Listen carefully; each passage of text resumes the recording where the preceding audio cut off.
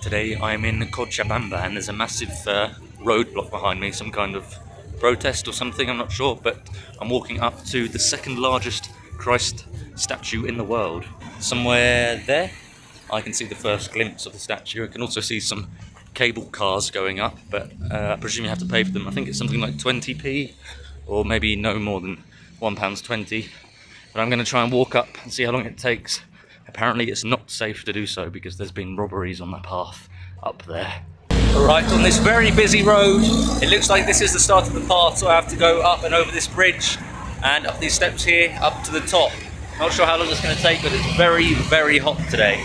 I'm on top of the bridge now. You can see some of the surroundings of Cochabamba. There's some massive mountains in the background there, slightly shadowy. There you go. So I'm now on the other side of the bridge and it says welcome to Christ here with these small monuments behind me, but the big one is at the top. So let's go and walk up and take a look. Oh, there's some big insects around here. So 11 o'clock local time is when I've started the trek up to the top. So let's see how long it takes for anybody interested. There's a nice bridge here and I can also see one or two people walking up, but it looks very steep. I'm sweating already. So by the time I get to the top, my shirt may be drenched. On the steps on the way up, you can see lots of names. Not sure what the significance is. I'm about 20% of the way there.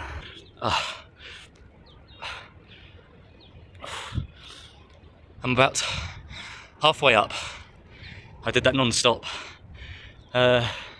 Beautiful views here of Cochabamba. Okay, a lot of houses, but still very nice. And it looks like there's a massive lake over there as well. Nearly at the top now. See how elevated I am over Cochabamba now. And it looks like there's a little cave here. Not sure if I'm allowed to walk in it.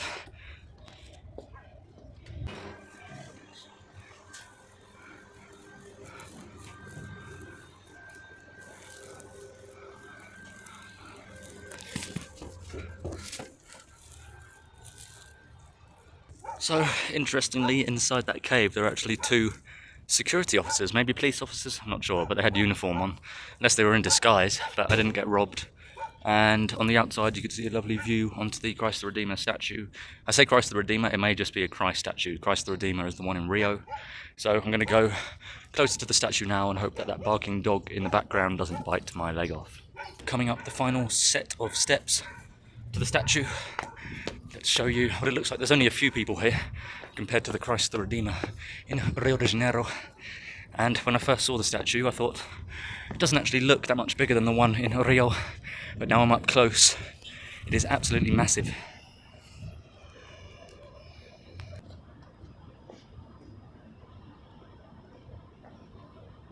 There's a small building to the side that says a patrimonio. I'm going to see if I can go inside. I'm not sure if I am allowed.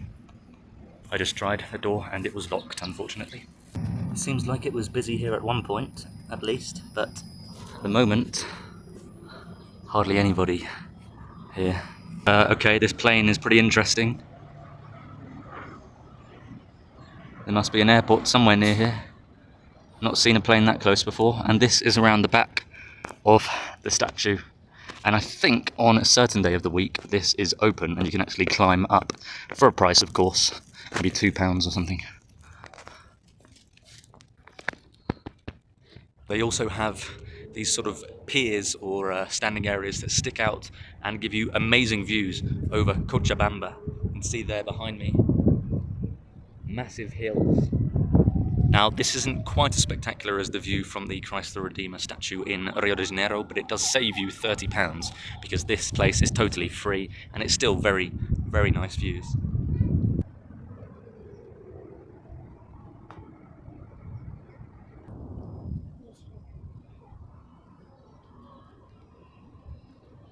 So a little bit of information about this Christ statue. It actually stands as the second highest Christ statue in the world, 44 centimeters larger than the one in Rio de Janeiro. And the Cochabambinos, the people of Cochabamba, justify this by saying Jesus didn't live just 33 years, he lived just a bit more, un poquito más que 33 años. So in Rio de Janeiro it is 33 meters high, here it is 33 meters and 44 centimeters high. The reason for this is to signify, of course, 1 meter for each year of Jesus' life. Now, according to Lonely Planet, the footpath that I just trekked up had 1,250 steps. Can you believe that? And also on Lonely Planet, it says to be aware or beware. To quote Lonely Planet, it says robberies have been reported on the route on the way up, and there are signs along the way subtly suggesting that you take the teleferico up for £1.20, that I found out what it is, the cost, and also it's extremely steep, according to Lonely Planet, and you should only walk up if you're prepared for an intense cardio workout. Cochabamba, the city, is I think around 2,700 meters above sea level, and this statue is atop Cerro San Pedro. It takes around an hour to walk from the city centre, and I believe the altitude up here is 2,840 meters above sea level, which supposedly makes the walk up slightly more difficult. Someone's getting a paid photo shoot here. So I've spent about 1 hour up here now. I'm going to walk back down and hopefully not get robbed on the way back. Adios, Cristo de la Concordia. I found out the name just by looking at this plaque over here. Cristo de la Concordia.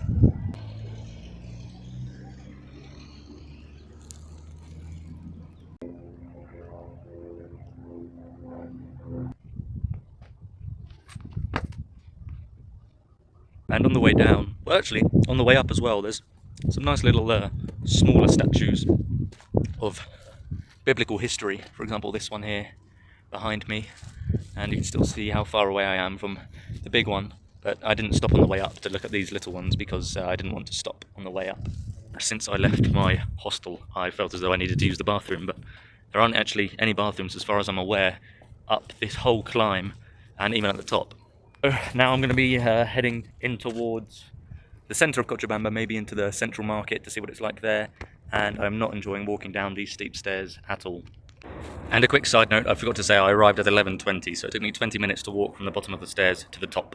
There are so many steps here, you can actually get a bit hypnotised, so you've got to be careful that you don't trip over. I'm back at the bottom now, and my legs feel like jelly. If you're looking for passport photos, this is the street. Look how many places there are here. There's a dog over there. Photocopies as well.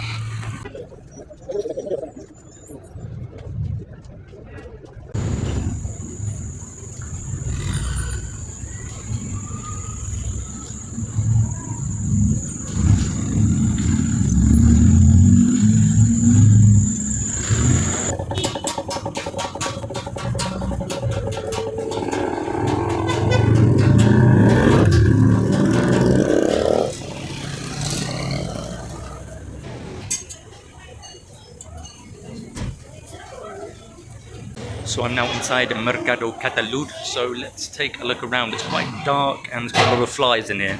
Seems to be lots of eateries in this area. I'm not sure how hygienic. Lots of noise as well. Walked a bit around to the side, and all along here are meat and pork sections. Loads of chickens over there behind me.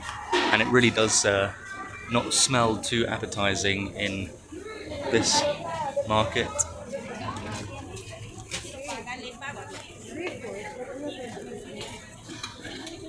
Walked all the way through to the other side now with a busy road, and there's some fresh fruit from this side of the market, and there's also lots of little weird stalls on the side of the street, so I'm going to walk a bit further and see what's on offer.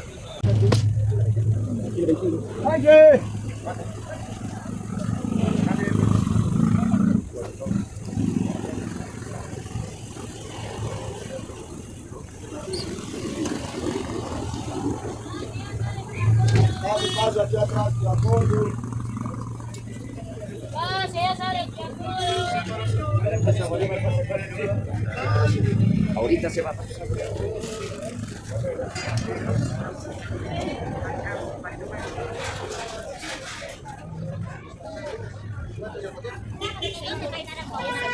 It's a bit cleaner on this far end of the market, where they're selling sort of teas and juices, less lunches, and also lots of looks like shower care and fake nails and fake flowers as well. I'm going to have a bit further up that way to see what more there is. It's quite a big market. A massive range of medicinal herbs. More than one store for it as well. For all of those issues that you can see there. So here behind me is the massive range of medicinal herbs in this market. And here are some traditional clothing.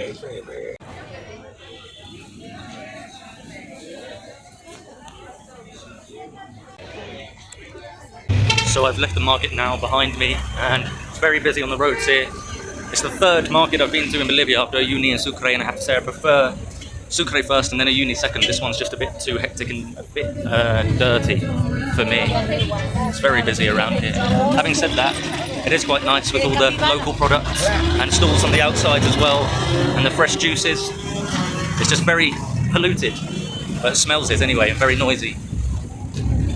Towards the central plaza, and as I do so, it becomes less busy on these side streets, and it looks to be a nice parroquia behind me. I'm now near the centre square, and this is the Metropolitan Cathedral of San Sebastian, the main cathedral here in, where am I? Cochabamba. It looks like the gate is locked at the moment, but I'm going to have a walk around and see if I can find a way inside. This is Atras behind the cathedral, but I've had no luck from here, so I'm going to walk around to the other side of the park. So just through the other side into the park now, and they've got these sort of thrones where lots of shoe polishers are. I'm not paying for that. There's loads and loads of pigeons here, maybe even more than in the central square in Barcelona, where it was famous for pigeons. Look at this.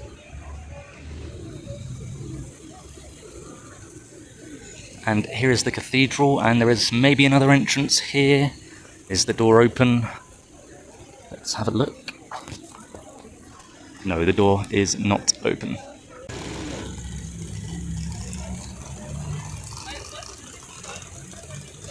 So now walking through the centre of the main square in Cochabamba, this is the Column of the Heroes column. And you can see the cathedral just through the trees in the background. And interestingly, this cathedral behind the column is also 33 metres tall, to signify the number of years that Jesus Christ lived. So if it is exactly 33 metres tall, then it means it's smaller than the Cristo statue that I saw earlier today, because that's 44 centimetres taller than 33 metres. The original structure of this cathedral was created in 1571.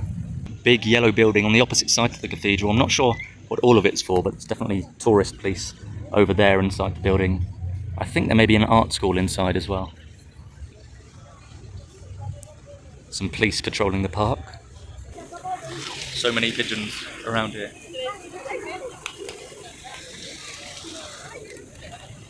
I'm just walking to the last stop of the day today, which is Plaza Cristobal Colon. But before I go there, I'm going to show you this little flower market. Not too exciting, but just something to see on the way. Cochabamba so far, compared to a uni in Sucre at least, I've seen many less tourists. I think I've seen one tourist in my whole day today, and I don't even know if they were a tourist. They just looked reasonably similar to me, skin colour wise. Walk up this street towards Plaza Colon, you may just about be able to see above my finger there, where I walked to this morning, the Redeemer, sorry, not the Redeemer statue, the Cristo statue there. I'm now in Plaza Cristobal Colon, quite noisy roads around this place. And there's another church, but it's closed here, but it's a very nice looking church.